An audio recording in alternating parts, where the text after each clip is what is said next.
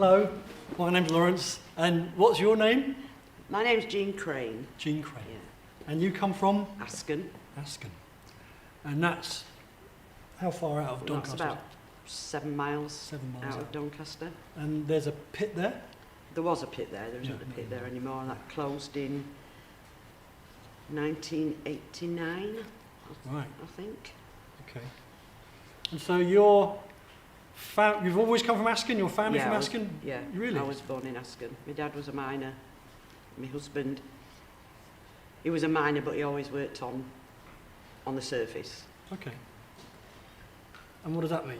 He's working on the surface? Well, he worked with the coal after it was Okay. mined. You know, he worked on the washers and the wagons and that kind of thing. Yeah. And when you say you've always come, you're born in Asken, does that mean your generation is going back? Well, no, my mum and dad were both from Durham. Oh, right. So Yeah. you're part of kind of the So Durham diaspora. Yeah, where they came to Asken for work. Right. So yeah, I was like first generation Asken person. Yeah. My husband worked at the pit in the 74 strike, was it 74? 74, okay. Yeah. And was that the first strike that It's the first one I can remember. Yeah, Yeah. the dad like worked to rules and what was that one about? well, that was about wages. Right. I mean, the 84, 85 strike was the first strike that wasn't about wages. It was about keeping jobs. Yeah. So, yeah, I mean, all the strikes before were about conditions or wages but this really was the first stand about actually saving jobs. Yeah. So, and you obviously didn't work in the mines. No. Did you work? I did work. Where was I working when the strike started? I worked at a news agency in Doncaster Town Centre. Oh, really? Yeah. I was the shop manager, and Phil wasn't he was a member of the union. He wasn't a union member, but he was very much involved in the strike. And when we first started trying to raise funds for the striking miners, we actually did it on behalf of the union. Right. We went out, probably about half a dozen of us went out with our collecting tins round Pontefract and Doncaster, came back, counted up what we'd collected, and we would give it to the union because they were paying picketing miners £1 a day for picketing, because obviously none of them had any money coming in. And this went on for a few weeks, and then Pat Hewitt, who was I think he was the Asken Union president, said, rather than collect for the union, why don't you set up a support group? Lots of different pits are doing it, and they're setting up these soup kitchens and raising funds and using them that way, food parcels. So we thought about it, because none of us had ever been involved in anything like this before, any fundraising. So we thought about it, and we put a few posters out and spoke to a few people that we knew, and we held a meeting, and there were probably about 25 women turned up. Right. And so we set up the Asken Women's Support Group. I was the secretary, and one of the first things that we did, somebody lent us a book, and it was just full of union names and addresses. Some of the most obscure union names, candle makers, and, really? yeah, dyers, all sorts. And about 6 of us sat around my kitchen table with pens and writing pads and this book, and we wrote to practically every union in that book. Really? Yeah, all by hand. Yeah. And we actually got loads and loads of donations from unions that that we'd never ever heard of. And then at our Aston Miners Welfare, we had a kitchen, so that became our soup kitchen. And So this is the club that's in the village town? yeah, the Aston Miners Welfare. Over the years, it had been used as a business, so you went out on a Saturday night, you know, you had a few drinks, and then you went into the cafe and had pie and peas or chips, pie and peas before you went home. But by this time, it wasn't being used. Nobody wanted to use it as a business anymore. Oh, okay. So it was never actually run by the club, it was run as a business. A private business? Yeah. And so the soup kitchen was set up. So all the facilities were there, all you had to do was get Yes, keys? that's right. So the soup kitchen was set up. And then, because of the letters that we sent out, we were adopted. Our support group was adopted by quite a few organisations. Southwark Council. Southwark? Southwark Council, Really? yeah. In London? Yeah. Merton in London. Really? Yeah. So what do you mean adopted? They just sort of... They took our women's support group on as their project. We were the support group that they were going to raise funds for. Good Lord. There was a union called, I can't remember what it stands for, but it was called ACTS, ACTSS. They were another one that Really? raised funds for us, yeah. The NUJ, they were very active in raising funds for us. So we had lots of gatherings in Aston Miners Welfare where these people would come down with the donations, and to be honest, we had some really, really good times. I was very lucky during the strike because I was working full time. You're still working? Yeah, I was working. So we travelled. We still went out collecting locally, but we travelled to London quite often, and we spoke at union officers or council officers. We once spoke to a full council. I can't actually remember which council that was. I just remember this massive room, a bit like Parliament actually, massive. Like obviously it was a town hall. So are councils allowed to kind of elect causes like Well, this? it probably wasn't the council itself, it was the council workers. You know, the council, the members of the union. But we did address one of the councils in London, like say at this big town hall, I just can't remember which council it was. So yeah, we became really quite a wealthy support group. Yeah, we did hundreds and hundreds of food parcels every week. Really? Every week. How many miners were you trying to help? To be honest, I don't know. No? I don't know how many miners there were working at Aston at that time. I'm sure you could find out. Diane might know, actually, when you interview Diane. So we did the food parcels, we did the soup kitchen, and the soup kitchen was so successful that people started to complain when they came for the meals that it were peas and carrots again. So you're basically running a restaurant? Yeah, honestly, the women that worked in that soup kitchen, I didn't because I was working full time, but on my days off I would probably go down. And I was very lucky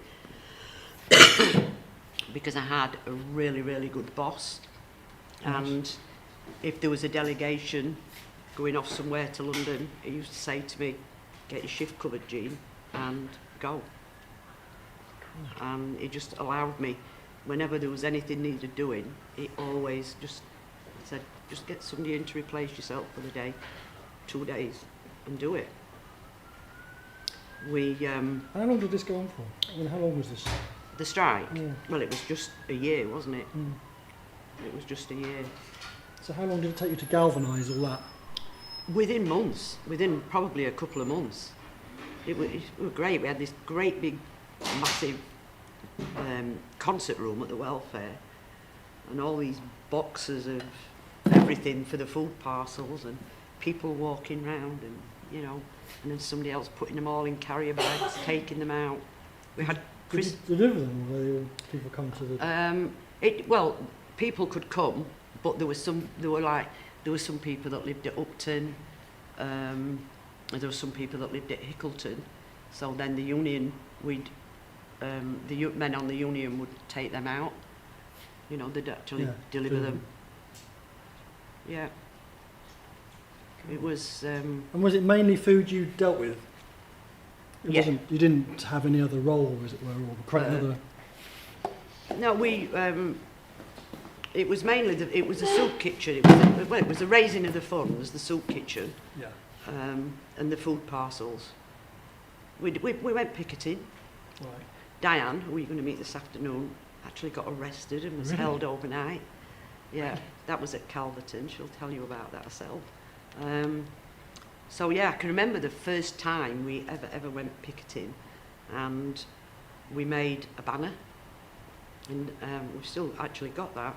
Really? Yeah, and it said, it was red with, we put yellow bias binding on it to make this shield, and I can remember it said, what did it say? It said, our choice, oh God, what did it say?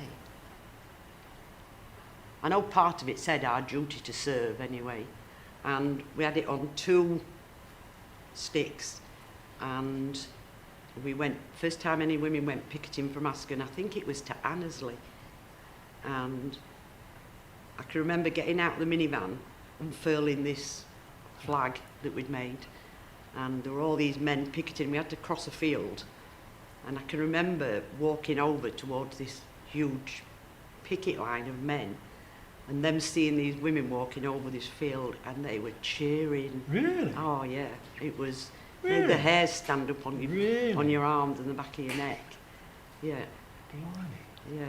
That was the first time that any women from Ascot went picketing. But there must have been about 25, maybe 30 women that just did everything they could for the whole time that the strike was on. You know, they dedicated all the spare time to making sure that those meals were served, that those food parcels went out. It was absolutely amazing.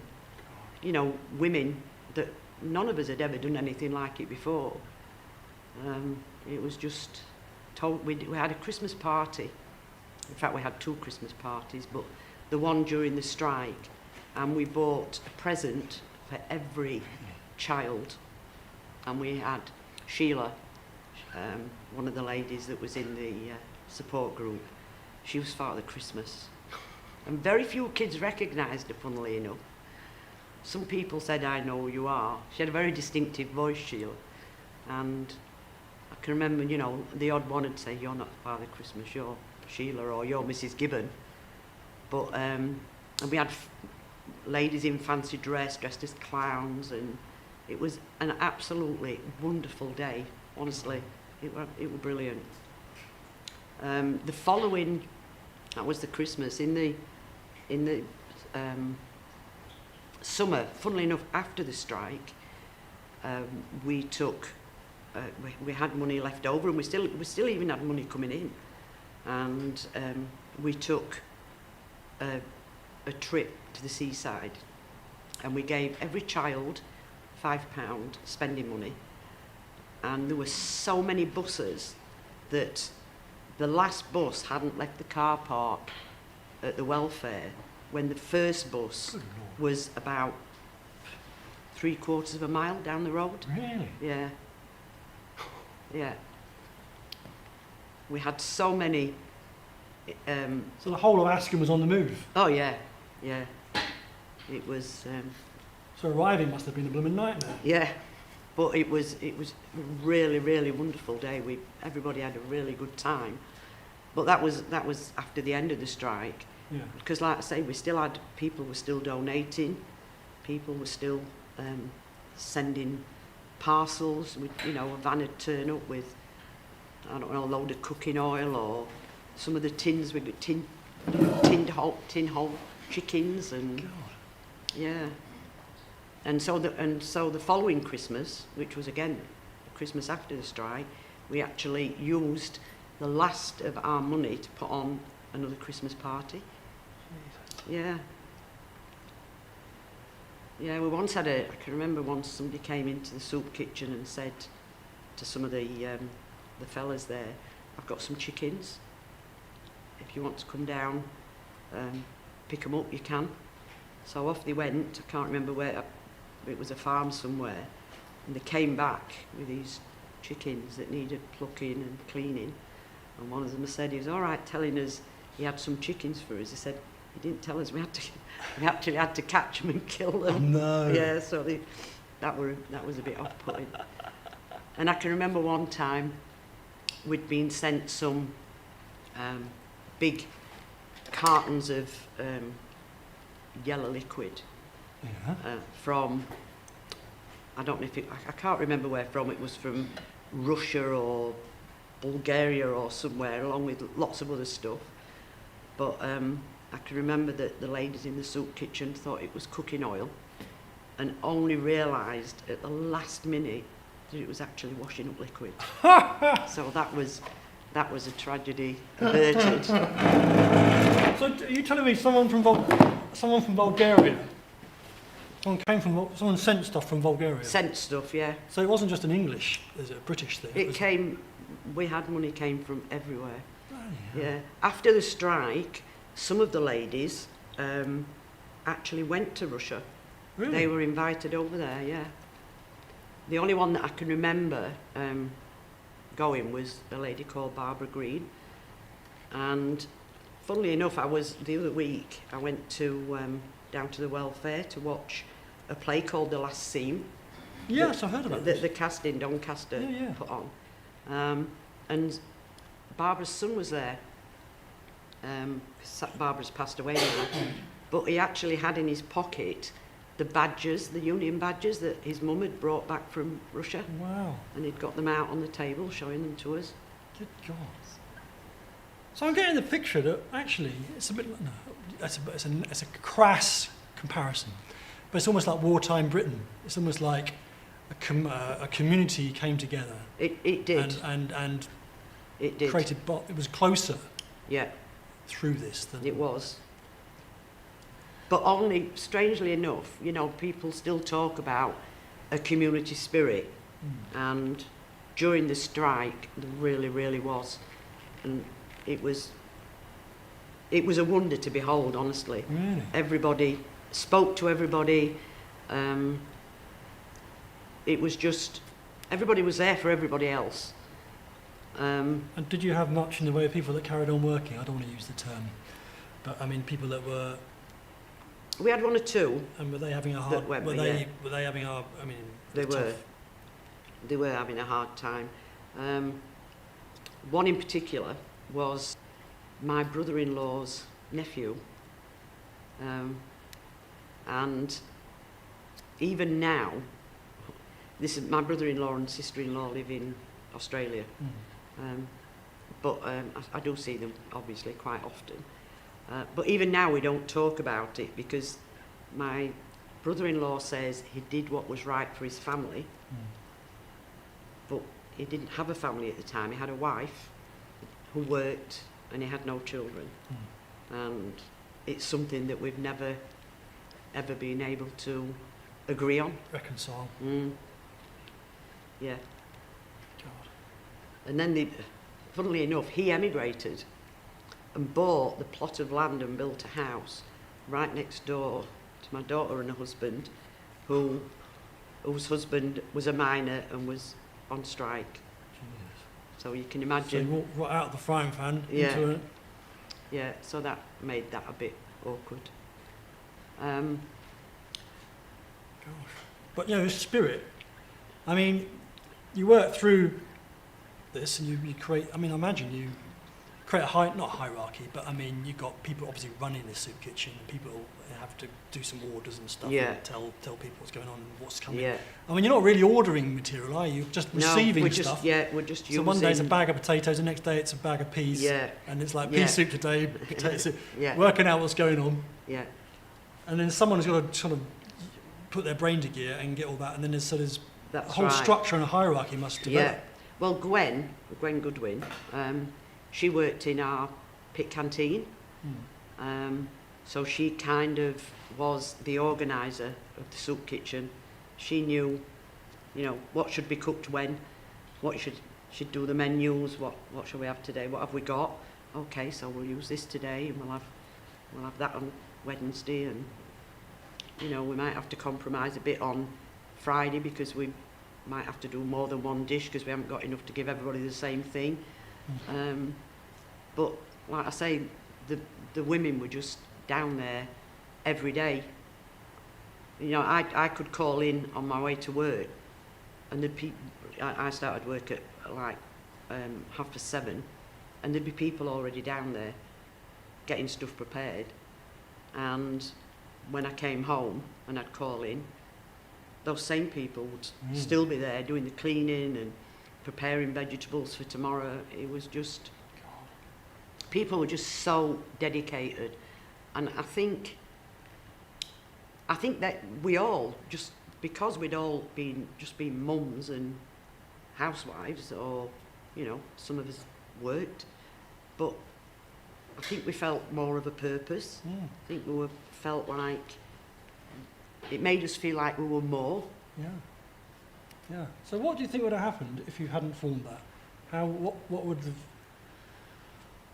If we hadn't have formed if you hadn't done what you did, and all the blokes and all the miners were out there and you were supporting it, how would the course of the strike been changed? I think there might have been a few more went back, but I still think that they would have endured the hardship, simply because of the reason that they were on strike. You know, there'd never been a strike before that was not about wages or conditions. This was about saving the jobs, and not just their jobs for future generations. You know, and they were passionate about it. And it was actually, you know, the way that the men encouraged the women to get involved. You know, these were men that were used to coming in from work and the tea being on the table, or, you know, the clothes being clean. And they encouraged the wives to get involved, and I think they were proud of them. I think they were proud of what they'd achieved. And kids, and they were living normal lives. I mean, they were just getting on with their lives, going to school and stuff. How was it affecting them? I suppose they were, except I can't remember about school meals. Obviously, the kids that weren't at school age used to come to the soup kitchen, and on a weekend they'd all, you know, the school kids had come. I can't actually remember if the kids got free dinners or not. I would imagine not, actually. I would imagine not. Really? Some people were too proud to use the soup kitchen even. Yeah. You know. But is that what it was called? It was called Did the you soup call it kitchen. kitchen? We You did. didn't call it like, give it a nice restaurant name? No, we didn't. We called it the soup kitchen. You didn't try and dress it up? No. I can remember once somebody coming to us and telling us about a couple that lived in the village that had never been to the soup kitchen, and they said that they were really struggling. Would we go down and have a word? So me and Phil went down. Phil was my husband. We went down. And we told them why we were there. We asked them, you know, could we do anything to help? And she actually told us that she was so hungry that she was getting up in the night and eating into what little food they had while he was asleep. She was so hungry. Bloody hell. So we went out, and not from the strike funds, but Phil and I went out and we bought them bread and butter and milk, and and we persuaded her to come and work in our soup kitchen, and we persuaded him to, he was a foreign chap, and he was probably nearing retirement age, but we persuaded him to stand on our picket line at Asken, which was very... So they weren't involved at all? No. He was a miner. And he wasn't going to work? No, he wasn't. He just opted out. He was just too proud to, to take advantage of the stuff that was offered. Charity, yes, yeah. But so he went on the picket line at Asken, got £1 a day.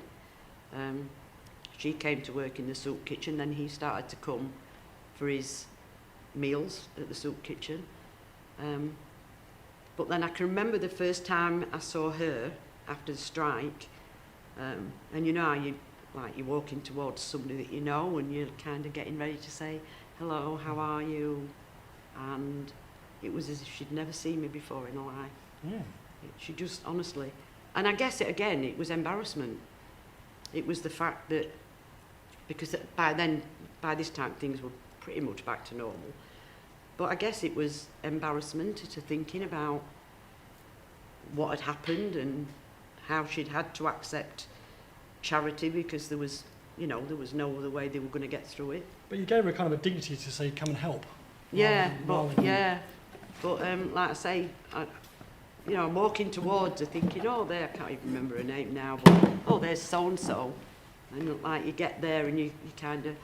I know the feeling very well. Yeah, honestly. Happened a lot in my life. It made me quite breathless. It really, really took me aback. But again, like I say, it was probably embarrassment. And it's funny how it manifests itself. Yeah. Like into sort of quite rudeness, really. Yeah. Yeah. People panicking, I suppose, socially. So when it all finished, when you I hate to say it, sounds really bad, but did people kind of miss the? I think they did. I think it was an enjoyable time for the people that were involved. It was a time where they felt useful. They felt like they were doing something for the community rather than just for the family. And yeah, I actually think I can't speak for everybody. And like I say, I was lucky I was working. I actually enjoyed it. So, yeah. Well, the good thing about it, it's not, and it sounds really silly to say you're enjoying it, but, not silly, but it sounds, you've got a cause and you're really happy to be belonging to some kind of mission. Yeah. And which is above the everyday, isn't it? Yeah. And there's an urgency to everyday, I imagine, which we'd never have again. No. And you're in a fight. Yeah. You're in a bloody fight. Yeah. And like I say, it wasn't a fight for more money. You weren't looking to line your pockets. No. Although I've got to say that some people in our village thought that the women's group were lining the pockets. Oh God, really? You always get that. You always get that. I suppose it's a bit like being a butcher in the war. My grandfather was a butcher in the war, so he was a reserved occupation. So he had the allocation of the meat. Yeah. And everyone thought that he was... oh yeah, everybody thought we were filling our pantries with food that was coming in. I bet you were scrupulously putting everyone before you. You really had to be, honestly, you had to be very, very open. I can remember once I was on my way to work and I was on one of the seats. Sometimes on a bus you've got two double seats facing at the front of the bus. So I was sat here, there were two women facing me and they were talking about food parcels. Her husband was a deputy actually, and she said, I was listening to the conversation because like I say they were facing me, and one of them said to the other, she said there's a garage at Sutton that is absolutely teeming with food. She said, I don't know what they're going to do with it. She said, but it's not right. She said, they shouldn't be storing food like that. And the conversation went on, and in the end, I just leant forward and I touched her on her knee and I said, you know this garage that's teeming with food at Sutton? She said, yeah. I said, can you tell me where it is? I said, because I'm actually part of that women's group. I said, so if you tell me where it is, you know, we can go up there and do a well, I'm only telling her what somebody's told me, you know, and yeah. So that obviously didn't exist at all. No, it didn't exist at all, Gossip. because I would have known about it. So, but yeah, you always get people that think you don't do anything unless it's for your own benefit. Yeah. You just... How many were in the women's group? I would say probably about 25 or 30. Wow, so it's quite a small, tight-knit. Yeah, I mean, did you have loads and loads of people want to be a part of it, but there wasn't enough work? No, we would never have turned anybody away. No. We'd never have turned anybody away. But you know, people had young kids. They couldn't, you know, they just couldn't give the time up. They were grateful for what you were doing. But no, we would never have turned anybody away. We would always have found something for somebody to do that wanted to give us that time. Yeah. It was never like a, you know, like a Wasn't closed like a shop. Not like a No. league club or anything. No, never. No.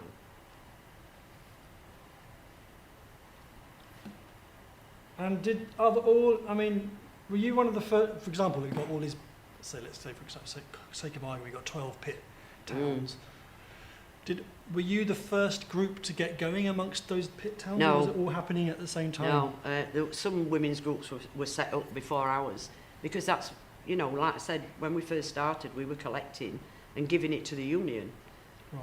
And it was because the union had heard of other pits that were setting up women's support groups that they said, look, instead of giving this money to us, why don't you set up a women's support group? They've done it at other pits and it seems to be working really well. So we actually just followed suit of other pits. We weren't by no means the first pit to set up a support group.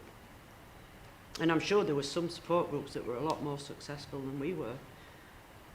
You know, that had a bigger workforce, that had more people to cater for.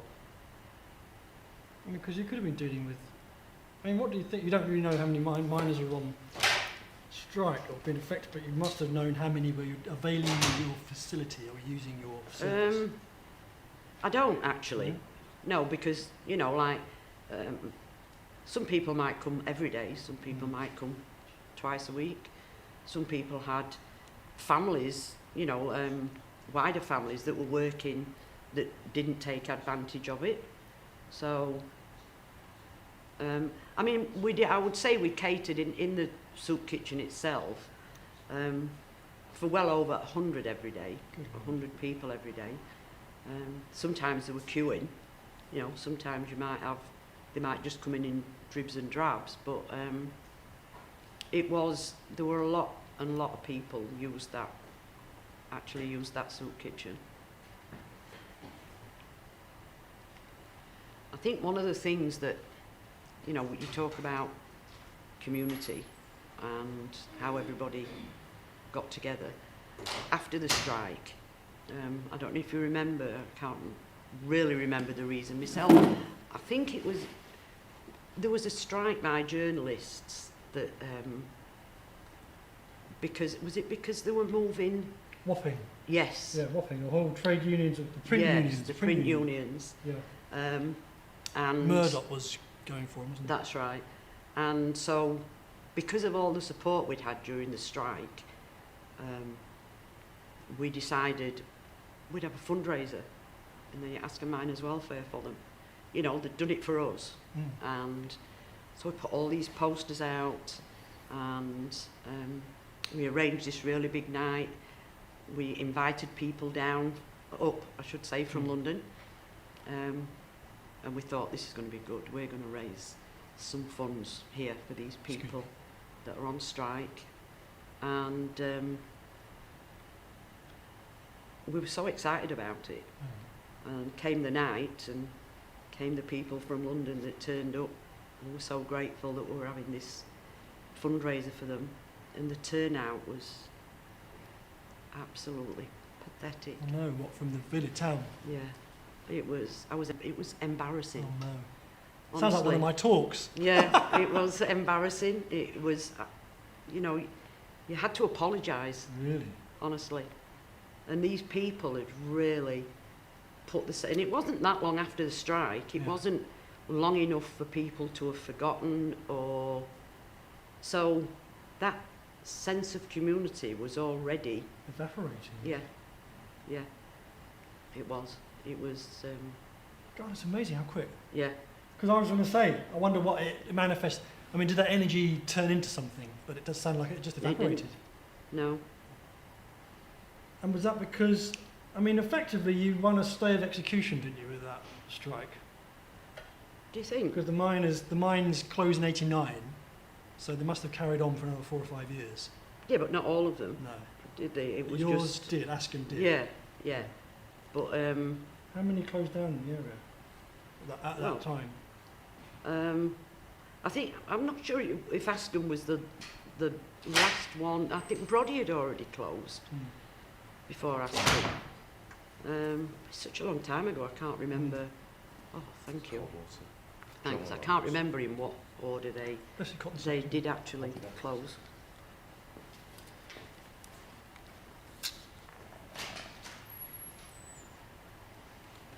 But yeah. But I just think that thing with the journalists, it was just such an opportunity for people to show the gratitude for what they'd done for us, and the people that turned up were the people that had been heavily involved in the strike. You know, the people that had put the work in. So like the union members and the families, but we didn't even fill all the tables. And Askham Miners Welfare at that time was, like on a weekend especially, was a hive of activity. It was always, on a Saturday, for Friday and Saturday night, it used to be the place to be. But it was like dead. It was honestly. What, about 20 people turned up? It was probably a few more than that, but just not enough to make a difference to these people that had travelled from London, and it was just awful, embarrassing. But that's what people, when people have been through something like a year-long strike, they just either want to forget it, get back to normal, get back to what they were doing before then. So some of us had joined Askham Labour Party.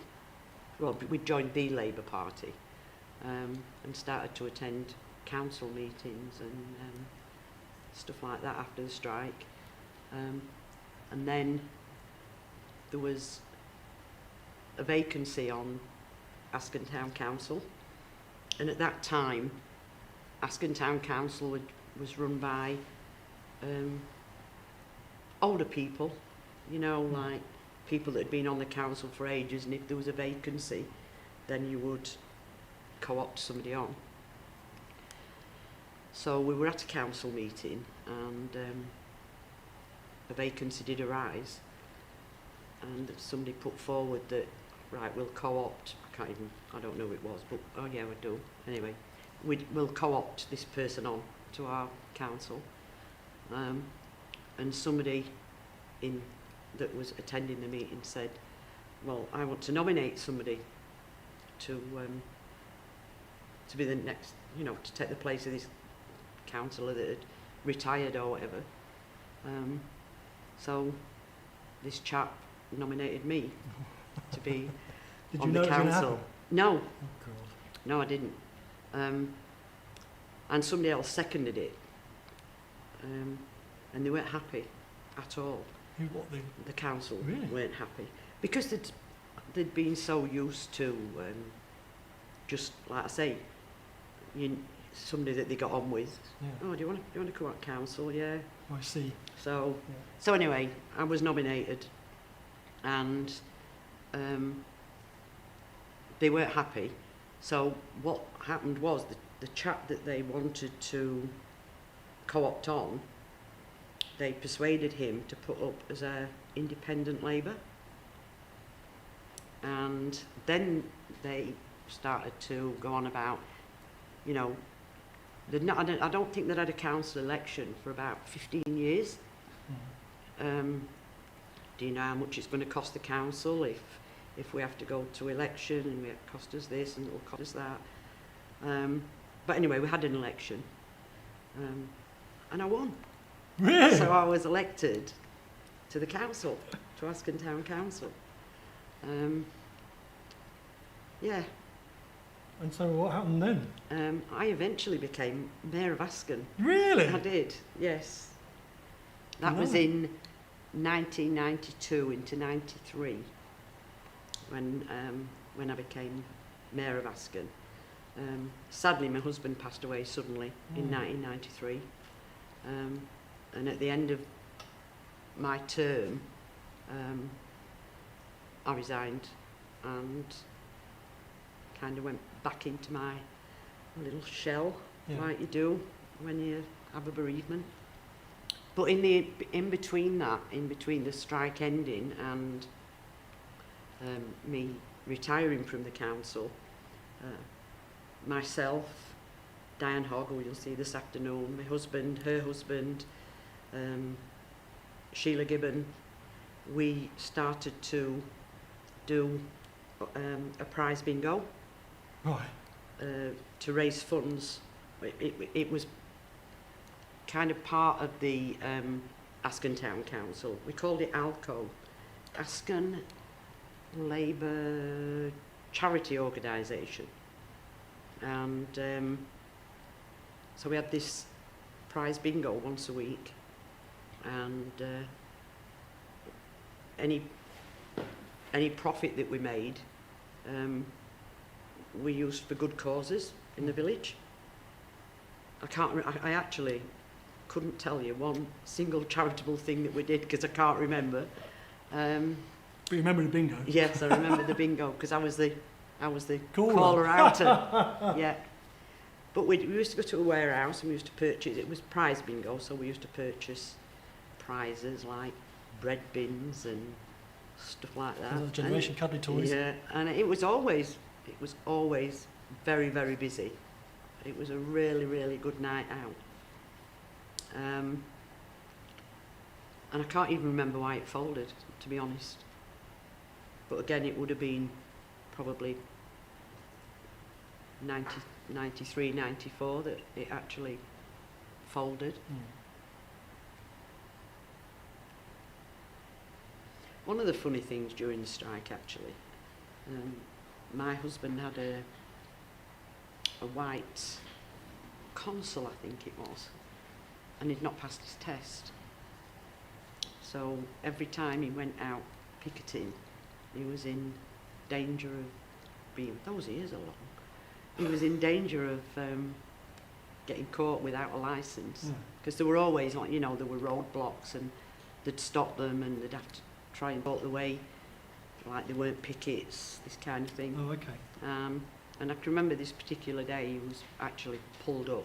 And if you got pulled up by the police, you had to produce your licence at the police station, at the local police station.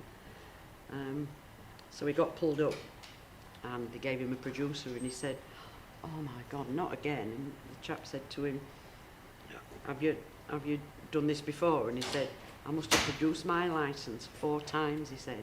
And he went, "Oh, go on then. Really? I'll let you off." So, good God. yeah, which was very, very Quick lucky. thinking. Yeah. He actually didn't pass his test until 1992, and he died in 93. Gosh. And he had failed. He took his test a couple of times and failed, but yeah. So that was a lucky escape for him. Talk about that. That's Yeah. quick thinking beyond.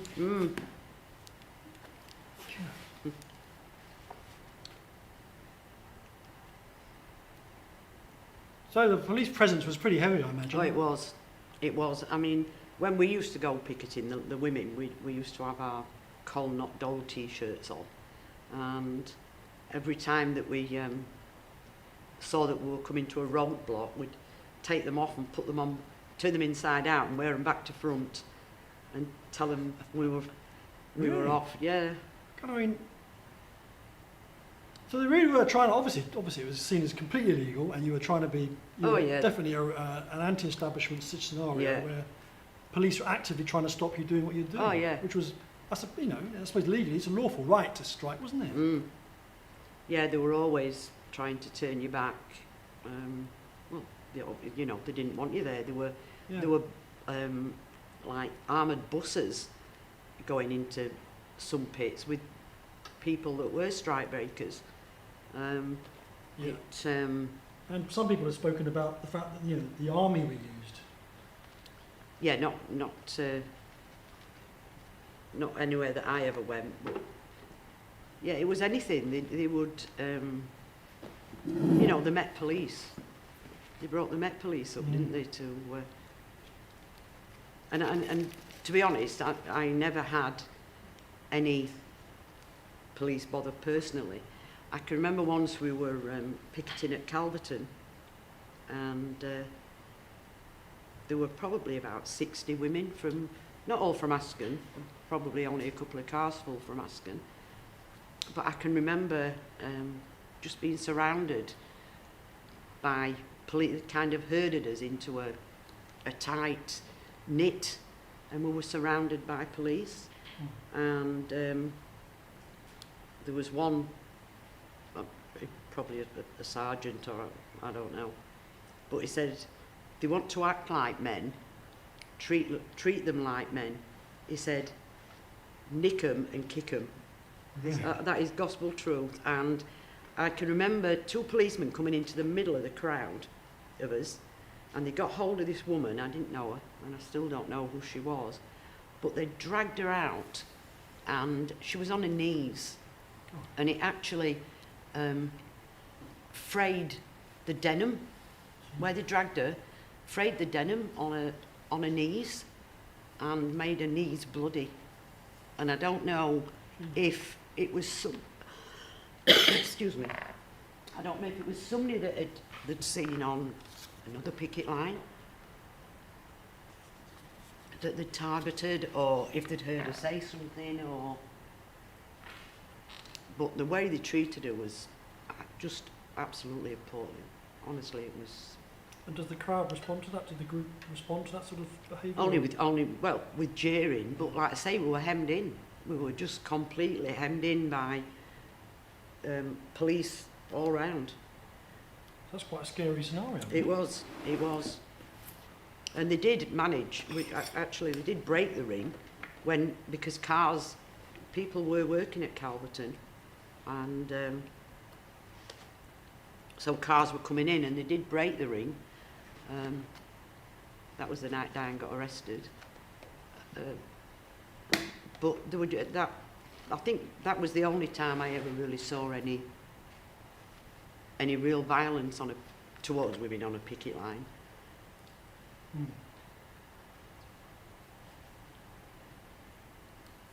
I mean, the men had some really nasty experiences, not particularly men from Asken, but I mean, throughout the country. Yeah. People were killed, people were injured, people were beaten. Yeah. Just trying to get a job saying. Yeah. Yeah, and it was revenge. Government. Yeah. Revenge for what was it? Well, it was revenge for bringing down the Heath government, wasn't it? It was 74 strike.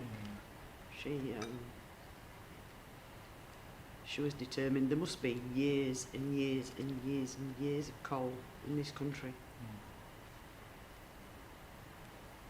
They don't care. The winter of discontent. Yeah. They don't care. 3-day week electrical. And we keep voting them back in and voting them back in. That's why voting should be compulsory. Should definitely be fined if you don't vote.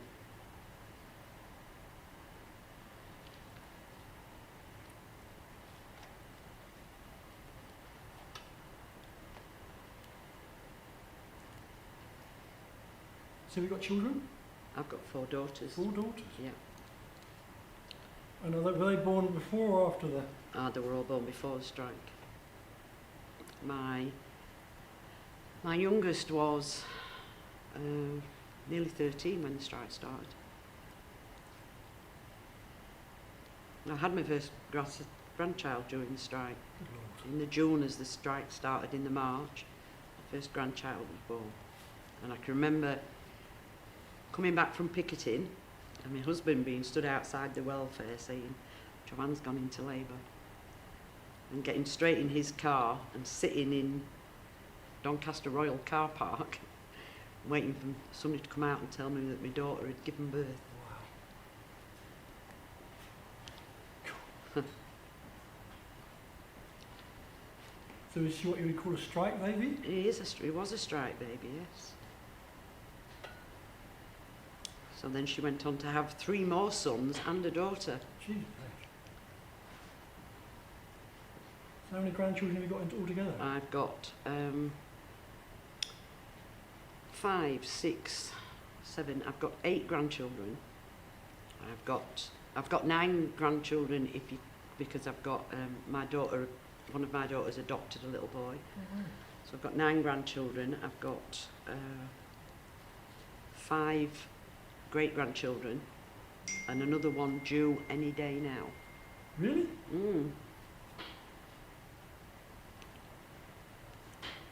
I've got a And daughter. where are they based? Sorry? Where's the new one coming?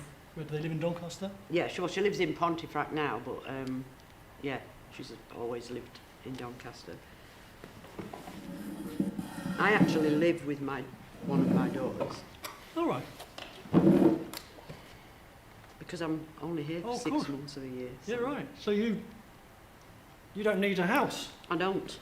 I've got the best of both worlds. So you're kind of like a second mother to the kids. Yeah. Well, they all left Although home now. they've all left. Yeah, they've all left home now. But 3 of her kids live on the same street as her, Jesus. and the other one lives probably 3 streets away. And then one of her sons actually lives in London with one of my daughters. Actually, they work at the same place, and they share a flat in London. God. Where do they work? They work for a company called Mears. What does that do? It does contract work for councils, council repairs. Oh. So my daughter's a contracts manager in Wandsworth in London. She lives in Bromley. And my grandson actually works for her in her office. Yeah.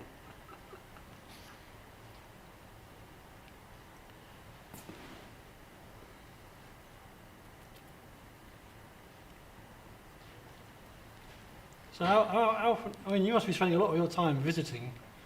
Well, my daughter, I go to my daughter in Australia every year. My daughter that lives in London, either she comes up here or I spend weekends down there. Mm. So, yeah, I suppose we do. I spend a lot of time with Diane, my niece.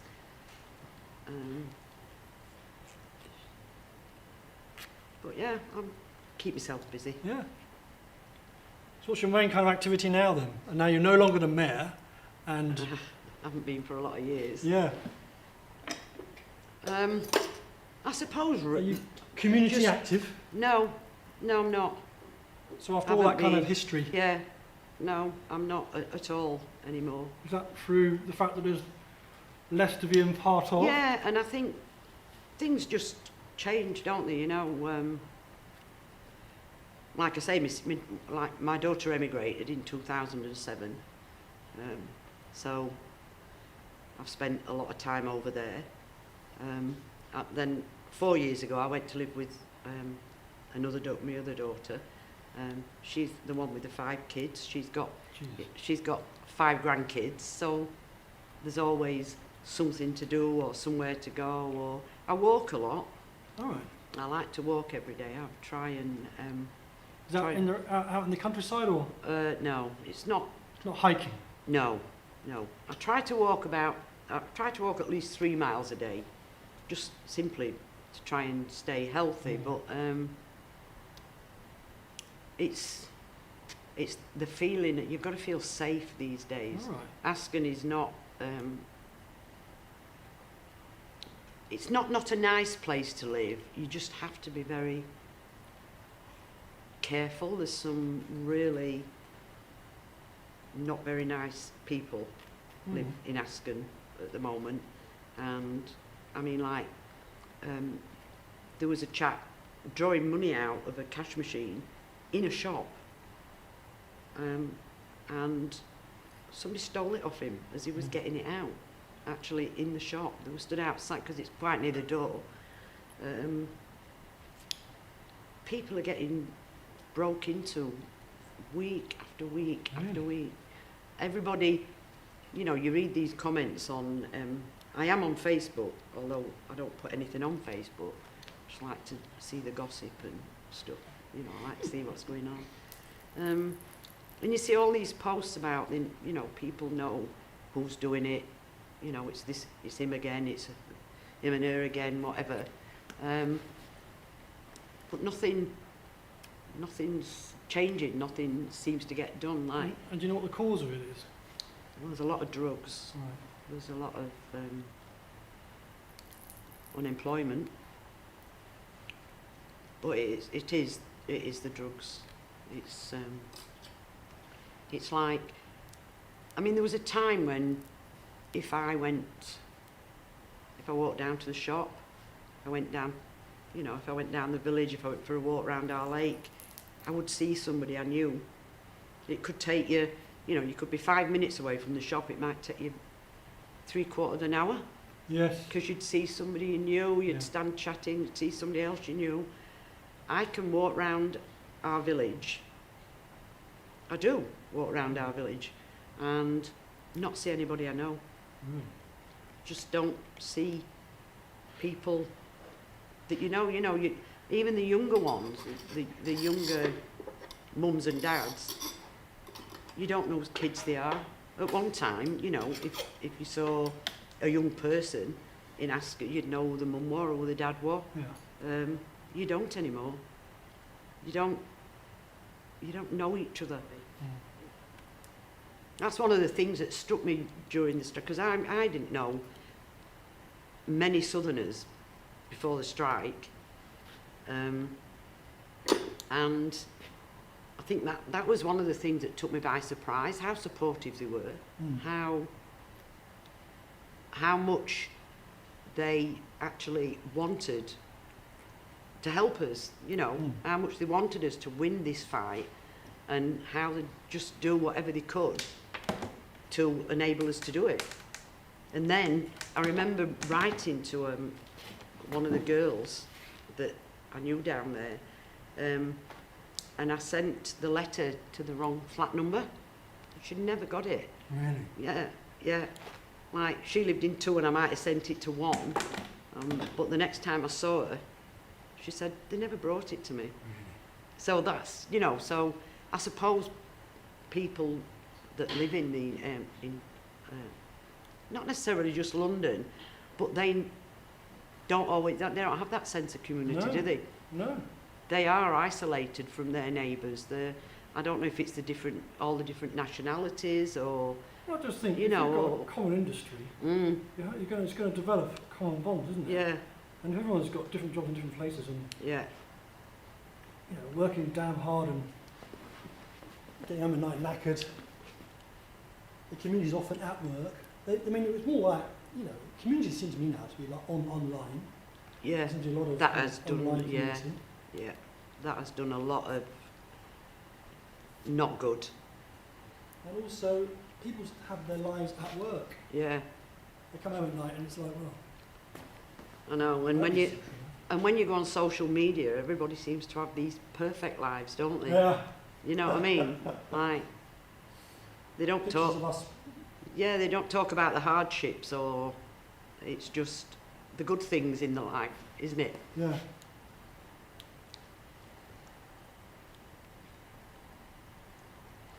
Oh, I know, that does actually look like me. Does it? It's awful.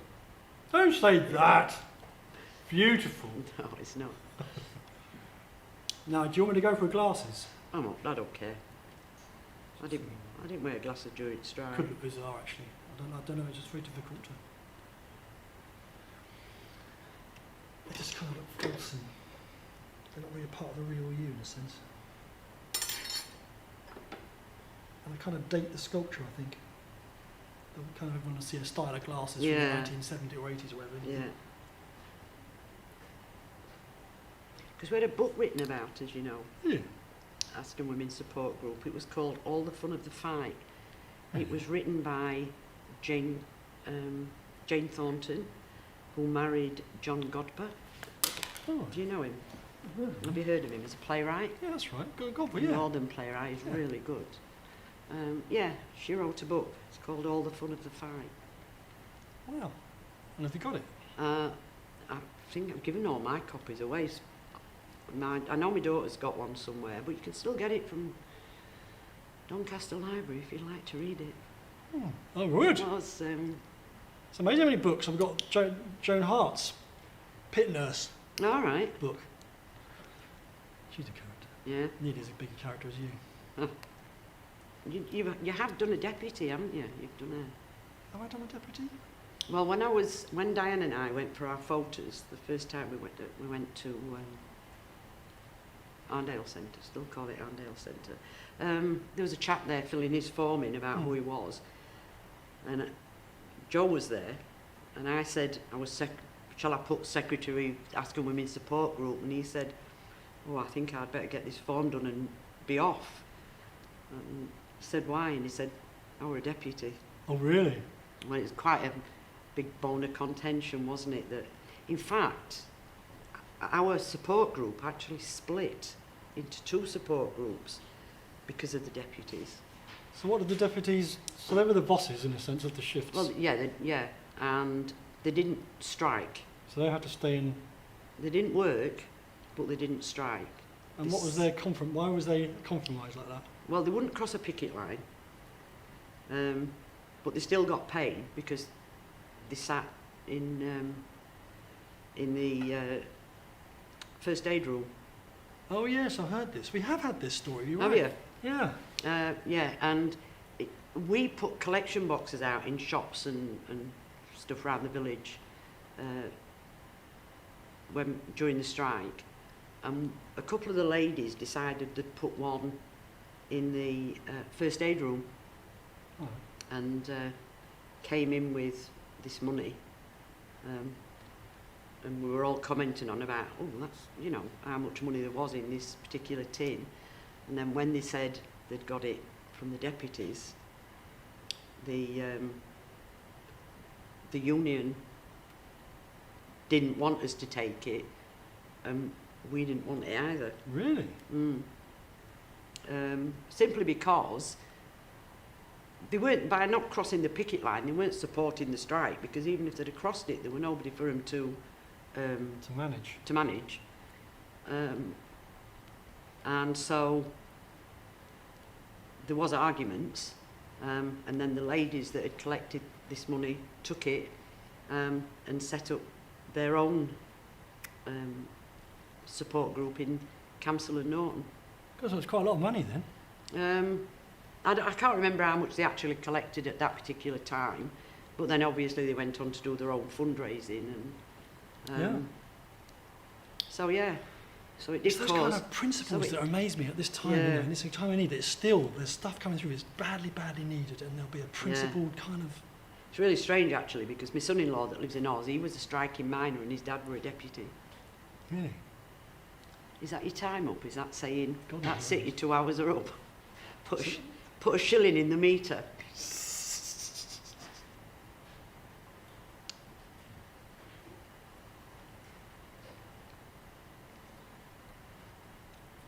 It goes right across there.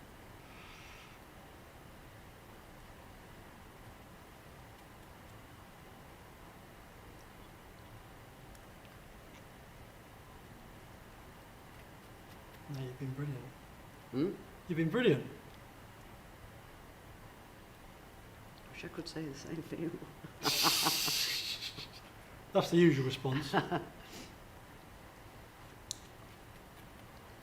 can even tell it's me from the side. You're not happy, are you? No. But I've got to say, I've never been photogenic, ever. Even when I was younger, never ever been one of those people that, you know, you take a photo of her and she looks... Stunning. Yeah. Well, you do. Yeah, I do. Yeah, you're not going to get, you know, that standard Vogue model coming in here is not No. going to get, is not going to be interesting to me.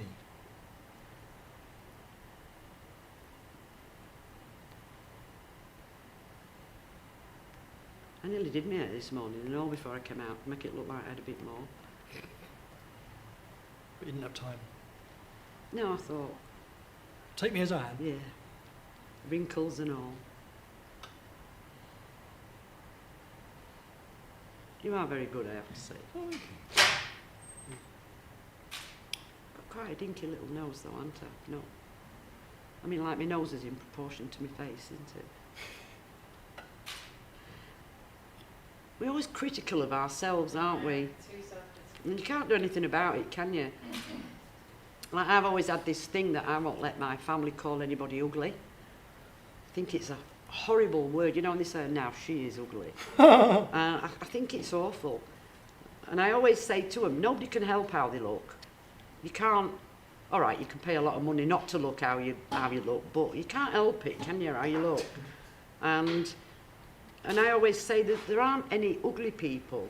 You get beautiful people, you get bonny people, you get people that are just ordinary. That don't make them ugly. And it really does wind me up when I hear them say, like, especially, that is one ugly baby. I think, oh, how can you say that? Just that is one ugly ear. As an earring. Shuffy now. They're earrings. Are they? Yeah, they'll say, oh yeah, that's definitely Jean. Look at them lugs. I've given you a little smile. Oh, good. Well, I Thank think you. I have. Yeah. I say, my son-in-law said my portrait was too stern. You don't look like that. I said, well, obviously I do. I said, anyway, they wanted the wrinkles because I said to him, can you get far enough away not to get me wrinkles? About renting the other building, but And he said, no, that's what we want. Yeah. The wrinkles.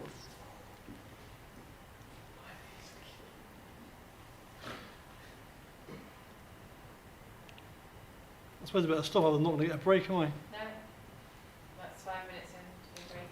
Oh. I could go on. What time is... Next one's in an hour. Oh, I could easily get 2 cups of coffee, 4 fags and a sandwich in an hour. Laurence is an artist. He has to think about his lunch first. Should have brought a pack up. Are you done now? Well, I could go on, but I should stop. Thank you. Start. Why have I got one eye? Well, no, what? Are my eyes really odd? Turn it around. Is that because you've got an eyeball in that and you haven't got one in that? Or something? Don't do it now. No, No, just checking out. Just checking out. Sometimes, you know, it's good to know. it's just I look like one eye's open and one eye's... No. I thought it was because you had an eyeball in one and not in other.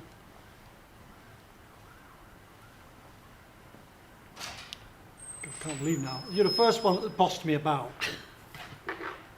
I know, go and get your sandwich now. Honestly. I'm happy It's with good, it. no, it's good. I'm happy with it. You're not supposed to be. No, but you are. I found one.